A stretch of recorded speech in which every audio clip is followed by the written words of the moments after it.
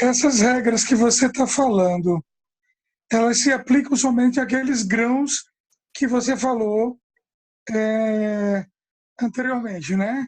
Aos Cevada, 5, trigo, justamente, aos tal, tal, 5 tal. grãos. É, Cevada, trigo, sim, asperta, sim, centeio sim. e aveia. E aveia. Então, para esse a gente tem que ter esse cuidado sempre. Para os outros frutos a gente não precisa. Não tem nenhum problema. Pode Tá estar ok, liberado. ok. Ok? Compartilhar aqui onde é que está. Ô, Caleb, esses grãos, como a gente não tem Beit HaMikdash, eles, aquela oferta que era feita, como é que fica atualmente? Não Ele é fica. separado? Não, não, não fica. Não fica. Porque ela é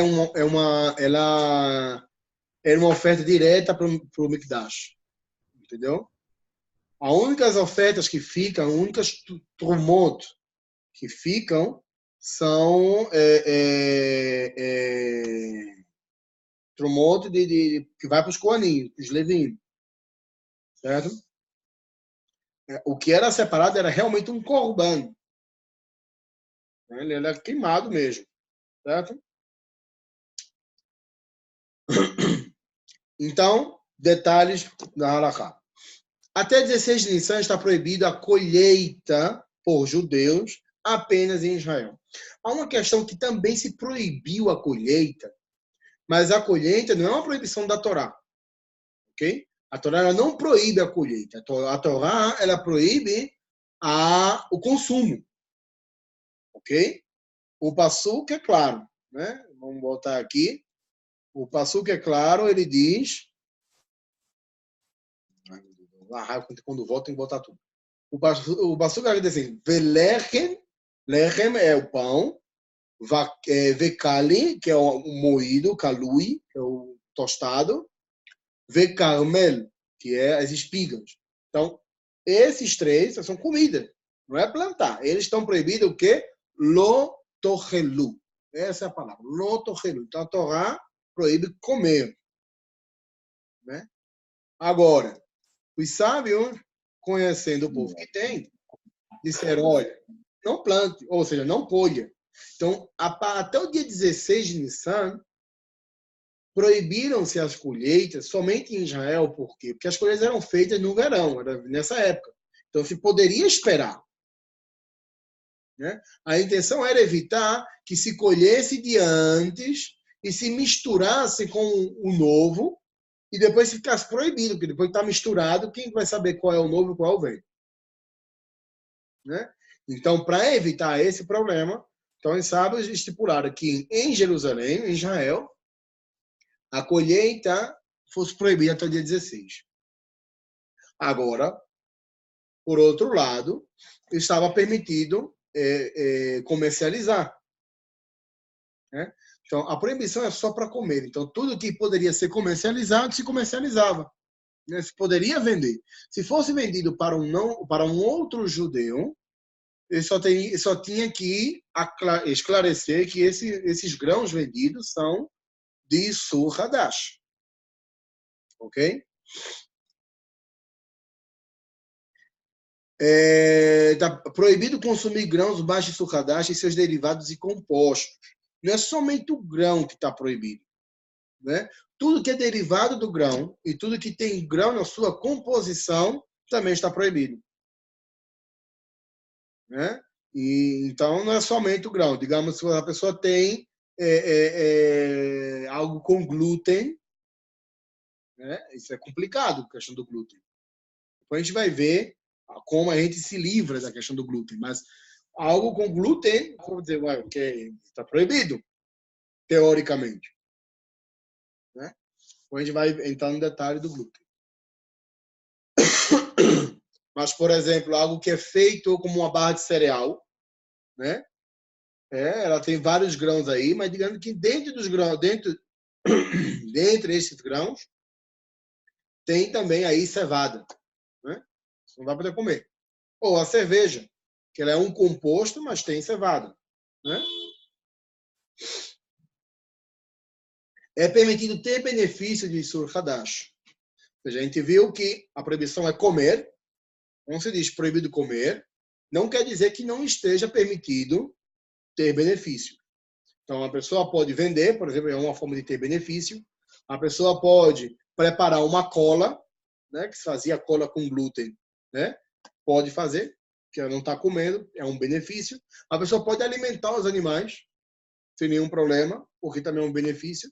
Pode alimentar não judeu, porque ele não tem essa proibição, né? Pode pagar a alguém, né, em forma de troca de mercadorias, né? Sem nenhum problema. Permitido para o consumo medicinal. Por quê? Ou seja, eu não posso comer como alimento, mas se eu como de uma forma diferente, que não é a forma comum de se comer, então está permitido. Então, uma forma incomum de comer um produto é quando ele está em forma medicinal, né? Porque geralmente o sabor não é o mesmo, né? A forma já também perde sua forma. Tem várias condições que faz com que esse alimento deixe de ser alimento, né? A parte de que a pessoa não está comendo pelo prazer e pelo benefício de se alimentar dele, senão que para se curar com ele, né? Um outro exemplo que também podemos citar é que se a pessoa estiver caminhando num campo de trigo ou de aveia, e a pessoa com a boca pega um ramo e pega com a boca e come, né? Um cavalo, né? Vai e come assim, está permitido. Ele não passa pela proibição, porque não é a forma comum de se comer. Ok? Fora de Israel, por se comemorar 2 dias de Pesach, né? Só se pode consumir o Hametz, ou o Hadash, perdão, a partir da noite do dia 18 de Nissan, que a gente falou anteriormente. Então, toda a conta que vocês vão fazer a partir de hoje, com a questão dos grãos, é contar a partir do dia 18 e até o dia 18. Dia 18 é o marco. No caso do mês de Iyar, que tem Pesach Sheni, tem alguma proibição? Não, Pesach Sheni, a questão é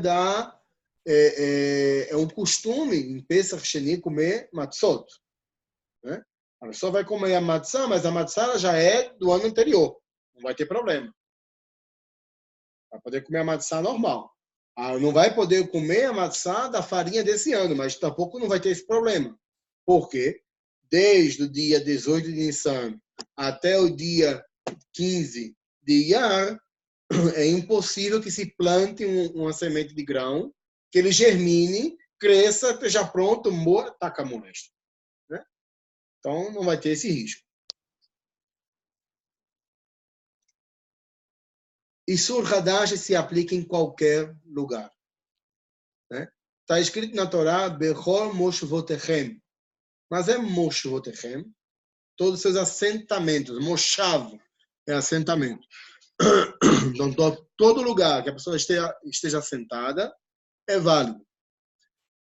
Se discutiam, né, dizendo, não, mas é Moshvotechem, é o Moshav dentro de Israel. Ou seja, qual é o Moshav de Am Israel? Eretz Israel. Todas as leis de agricultura estão relacionadas a Eretz Israel. Por que essa não? Que passa que isso foi uma halakha que se definiu como uma Stam Mishnah. Né? O que é uma Stam Mishnah? É uma halakha que ela se entende com o literal e o simples que está escrito na Mishnah. Ou seja, não há discussão sobre ela. Certo? Ela é como está escrito na Mishnah. Então, a halakha de Stam Mishnah. De forma que proibição recai tanto para alimentos sólidos. Desculpa. Antes de dizer isso, quando dizemos que então que é em todo lugar, isso se aplica aos grãos produzidos fora de Israel. Ok? Então, a pessoa pode dizer, mas é proibição de grãos, porque realmente confunde.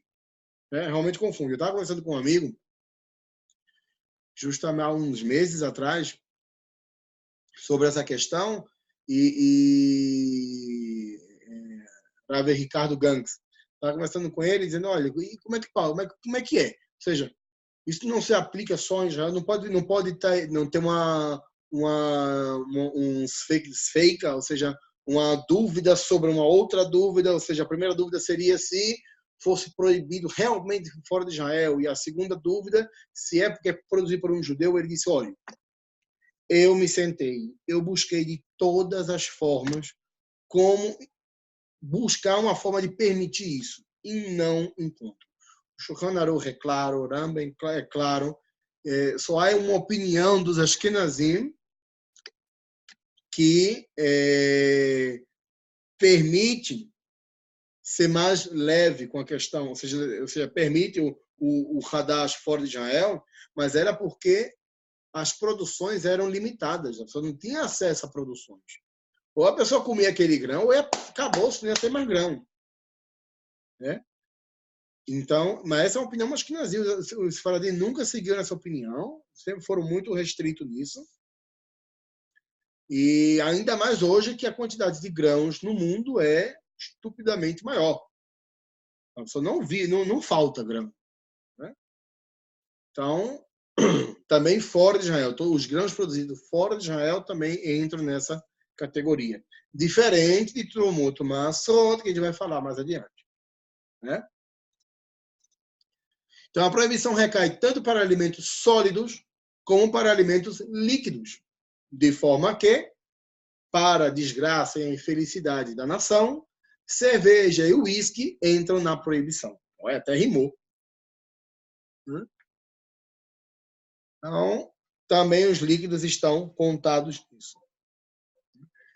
Mas, para animar os ânimos, para que ninguém saia deprimido dessa aula, né? Cerveja e uísque não tem problema de Hadash. Porque eles nunca são produzidos com o grão do mesmo ano. Depois que termina a produção da cerveja, já passou o tempo. Então, já é outro grão, já foram outros grãos, foi uma outra safra, e principalmente o uísque, né? Que qualquer pessoa decente toma um uísque de pelo menos 8 anos. Né? Então, não vai ter aí isso problema. Não se aplica ao teacher.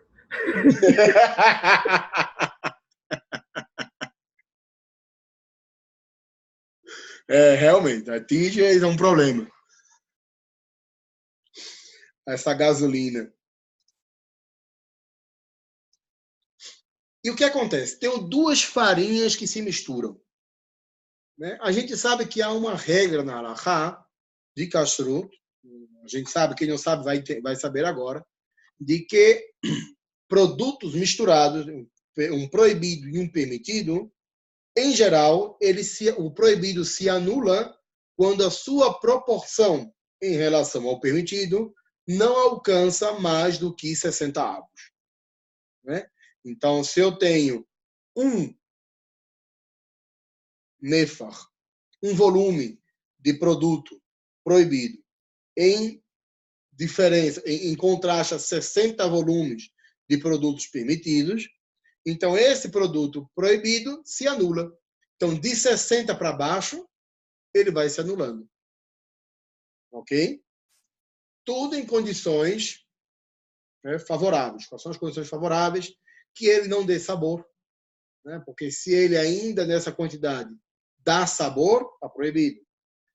Que seja uma mistura homogênea, que não se possa identificar. Né? Então, nessas condições, então sim, ele se anula. Isso a gente vai ver mais na frente, vai começar a ver a de bassar halav, carne e leite, a gente vai tratar das leis de Isur veiter, que são os proibidos e os permitidos. Vai trabalhar isso mais adiante. Então, duas farinhas que se misturam, temos um problema neste caso. Né? Porque temos duas farinhas que são, em essência, permitidas. Né? Tanto a farinha nova como a farinha velha estão permitidas. Só que a farinha velha, foi do ano passado, ela está permitida agora. a farinha nova, ela estará permitida mais adiante. Então, quando se misturam, tudo que se mistura e que yesh bo matirim, assim é a expressão, como yesh lo matirim, tudo que o produto ele vai ser permitido mais adiante, ele não se anula, nem mesmo em 1000. Então, se eu tenho uma proporção de 1000, ou seja, eu tenho uma proporção de produto proibido para 1000 de permitido, ainda assim não se anula. Nunca vai ser anulado. Somente pelo fato de que ele vai ser permitido mais adiante. Onde é que a gente vê essa lei, essa halachá, no nosso dia a dia, ou seja, em um momento da nossa vida? Em Pesach. Em Pesach, quando se tem um Hametz, o Hametz ele está permitido desde antes de Pesach e também depois de Pesach. O período de proibição do Hametz é somente uma semana. São 8 dias que ele está proibido.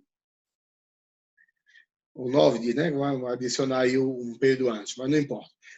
Nesse período ele está proibido, é um período muito curto, uma semana que está proibido, né? Então, como ele estava permitido antes e como ele também será permitido depois, toda mistura de Hametz que se dá em Pesach, na semana de Pesach, essa mistura ela é proibida, por menor que seja. Então, em Pesach, se você tem uma panela de 30 litros de sopa e caiu um mísero grão de Hametz, toda essa panela está proibida e só será permitida depois de Pesach. Isso é tanto para Sfaradi como para Ashkenazim. Ashkenazim, eles têm um detalhe a mais, eles têm uma rumbra maior, que para Sfaradi, o Hametz que foi anulado antes de Pesach, em Pesach, sigue anulado. Para Ashkenazim, não. O Hametz que foi anulado antes de Pesach, quando chega a Pesach, ele volta a ser Hametz e vai dar sabor e vai estar proibido. É uma rumra Ashkenazim. Então, no caso deles, ainda é pior. Né? Então, aí vocês entendem. Tudo aquilo que é permitido, mas está proibido por um período de tempo curto, é muito mais restrito e é muito mais grave. Então, não se tem nenhum permisso, nenhuma permissão de usar, uma vez que será permitido mais adiante. Qual um outro exemplo que a gente tem disso? Né? Que não é de kashrut, não tem nada a ver com comida, né? Mas que passa um período proibido e só vai ser permitido depois, a esposa. Né? Então, a pessoa casada, ela tem sua esposa entra no período de nidá, né? Que é o período da menstruação. A partir do momento que ela menstrua, né? Até que ela termina o seu período menstrual, que é o período de sangrado, né? Que vai tomar aí mais ou menos 3 dias, 4 dias, mais ou menos. Passado esse tempo, se conta mais 7 dias de limpeza, são 7 dias sem mancha. Ao fim do 7º dia, ela vai à mikve. Né? A partir daí, ela está permitida a seu esposo. Então, todo esse período que ela esteve proibida, né? Esses 7 dias, mais esses 3 ou 4 dias aí, então, soma-se aí 10 a 11 dias, né? Ou um pouco mais, vai depender de cada mulher. Todo esse período, ela está proibida e não se pode ter relações com ela até que ela vá à mikve e volte da mikve pura. Né? É a mesma coisa. Ou seja, são situações diferentes, mas que trabalham a mesma ideia de que algo que está proibido por um período de tempo determinado, ou seja, algo permitido, mas nesse período está proibido, é muito mais grave. A pessoa não pode, de nenhuma forma, fazer uso desse objeto, desse ser ou dessa coisa. Né? Isso é o caso da farinha. Então, se você tem uma farinha ou um produto que ele seja velho e um da produção nova, ao se misturarem, eles vão permanecer proibidos. Produtos que contêm uma composição Quer desse... dizer... Opa. Quer dizer... Alô? Pode dizer. Quer dizer que mulher e farinha é tudo igual. Nesse aspecto, podemos dizer que é do mesmo saco.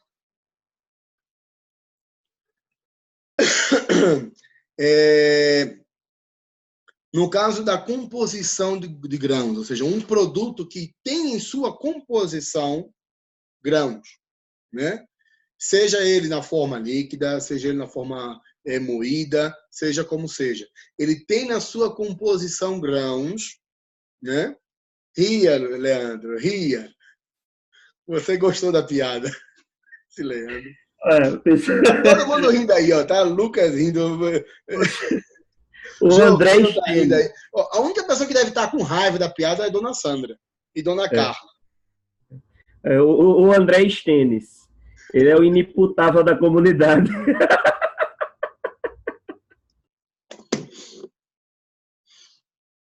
Mas mulheres, se manifestem, façam valer seus direitos. Defendam-se.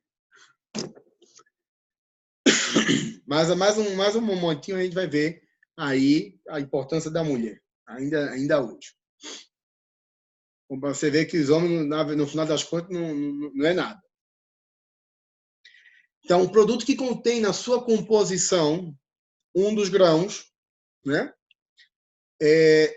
vai ter as seguintes condições. Se o grão é visível, está na composição e é visível. Por exemplo, a pessoa compra esses iogurtes que vem grãos dentro, né, com granola. Né? É visível, o iogurte está permitido. O grão estaria proibido. Né? Mas é granola, o que se pode fazer? Se eu estou vendo, né, eu posso separar esses grãos e comer o iogurte. Há quem diga que, passado 24 horas, está proibido.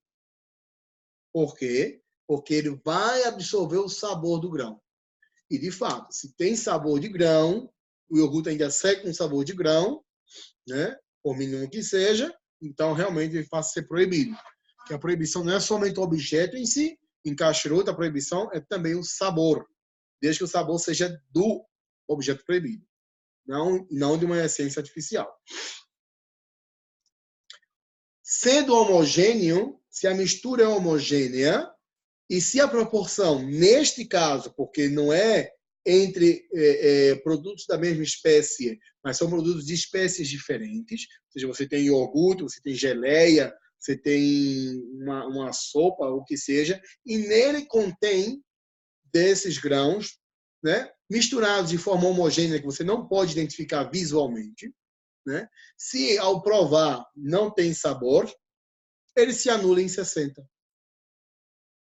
E está anulado em 60 e se pode comer tranquilamente. O trigo só colhido passa... faltou um verbo aqui, o verbo ser. Um detalhe. Agora vamos entender como é que a gente se libera dessa coisa aí. Nas minhas pesquisas agronômicas, vi que o trigo ele é colhido com 120 dias, de 110 a 120 dias. Certo? Isso, eu entrei no site do Embrapa, Globo Rural, fui buscar aí, porque eu nunca tive ideia sobre trigo. E isso é o caso de trigo, ok? Outros grãos eu não faço ideia. Né? Mas no caso de trigo, a sua produção, ou seja, desde que ele é do seu plantio até a sua colheita, ele tem um período de aproximadamente 4 meses. Ok? Então, digamos que um produto que foi produzido em em abril, né? Então, ele só vai ser colhido em agosto. Ok? Abril, maio, junho, julho, agosto. É isso mesmo. Estou fazendo a conta direito. Mami, me atrapalha, mami. É isso. Então, o produto plantado em abril, ele só vai poder ser colhido em agosto, né? As produções, também as plantações, elas são em decênios, para evitar problemas de geadas, pestes, aí meses que as pragas são mais suscetíveis nas plantações. Então, o Ministério da Agricultura aconselha que as plantações sejam divididas, né, em vários meses do ano, em decênios. Então, a cada 10 dias, você tem uma nova plantação de trigo, né? Para evitar que uma praga acabe com toda uma produção de uma vez, né? Então, também vi que o mês desfavoráveis para a plantação é no período das chuvas fortes, porque encharca a terra e mata as sementes, né? Ao que nos interessa, a produção que foi de abril, que abril é um período bom de plantação, ele só é para a gente problemático em dezembro. Ou seja, a partir de dezembro até abril é o período problemático para farinhas. Certo? Por quê? Porque você tem aí o período de 4 meses de crescimento do grão. Aí, digamos que foi plantado em abril, né? Aí passa 4 meses, o grão foi colhido em agosto. Mas até que ele foi colhido, ele vai entrar nos silos, né? No armazenamento. Aí entra no armazenamento. Daí que ele passe do armazenamento para o moinho, já vai tomar outro tempo aí. Ou seja, desde a colheita até que ele vire farinha, né, e venha chegar no mercado, vamos dizer que ele vai tomar aí mais ou menos de 2 a 3 meses. Certo? Então, a partir de dezembro até abril, é o período problemático para farinhas, né? Porque pode ser que a pessoa esteja comprando farinha antiga, nova, perdão. Então, antes desse tempo, aconselhável que se compre as farinha para atender a esse período, né? É muita farinha, né? Então é melhor comprar saca de farinha. Por que não? Né? Não vende essas sacas de farinha para como é que se chama isso? Para padarias, né? Essas sacas de 60 quilos. Compra uma saca de farinha e guarda.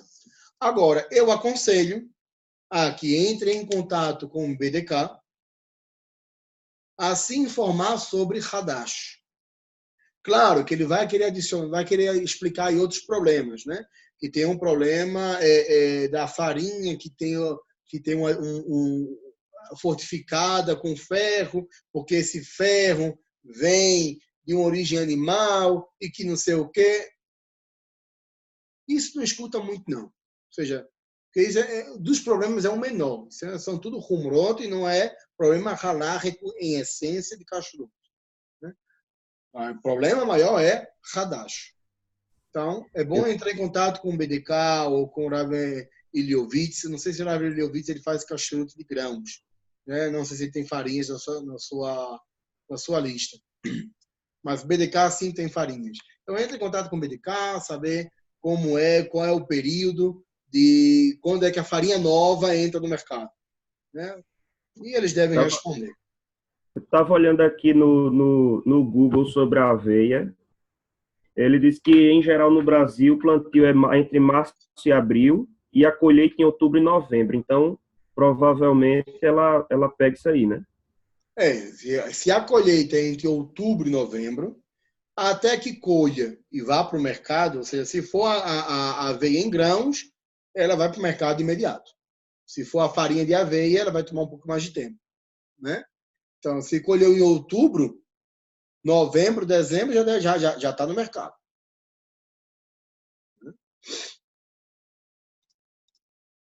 Bom, terminando a primeira parte. Agora vamos entrar em Tromoto Maasroto, né? Vamos fazer o seguinte. Vou abrir outra sala. Temos 10 minutos aqui. Se tem perguntas, eu vou ter que preparar alguma coisa quente, porque senão a garganta não vai aguentar, não. Então, eu vou parar aqui essa gravação. Deixa eu ver que eu paro esse negócio. Eu nunca sei como trabalhar esse negócio. Ó, eu aperto o botão errado.